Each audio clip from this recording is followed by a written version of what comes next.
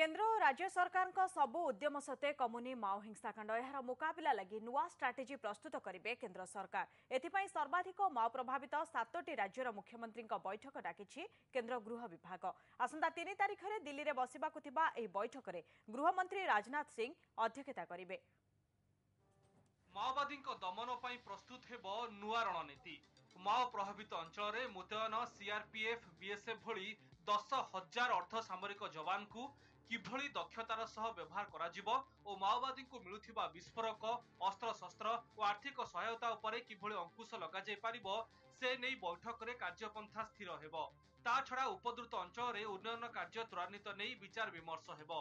माओ हिंसार मृतकों परिवार थैथान, उपद्रुत अंचल में 2169 मोबाइल टावर प्रतिष्ठा, बैंक और पोस्ट ऑफिस कार्यक्षम करने प्रसंग बैठक एजेंडा रही।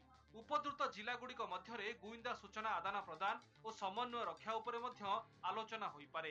मालकानगिरी जिले में निर्माणाधीन गुरुप्रिया सेतुर अग्रगति, माओ हिंसा प्रभावित लोकों क्षतिपूरण संपर्क में राज्य सरकार तथ्य उपस्थापन करिपारंती।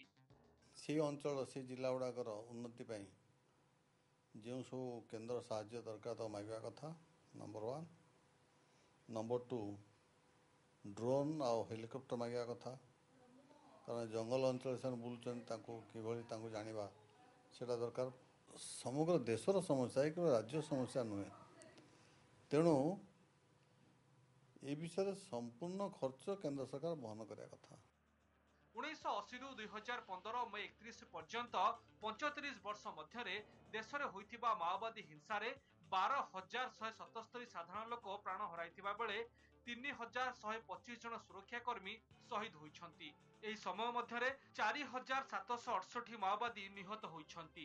चलित वर्ष अगस्ट मास शेष सुधा देशर विभिन्न राज्य में होइथिबा 400 माओ हिंसा रे 40 सुरक्षाकर्मी शहीद होइछंती। एभली स्थिति रे आकाश मार्गरू माओवादी दमन अभियान प्रस्ताव को एही बैठक रे मंजूरी मिलिबा आशा करा जाउछि।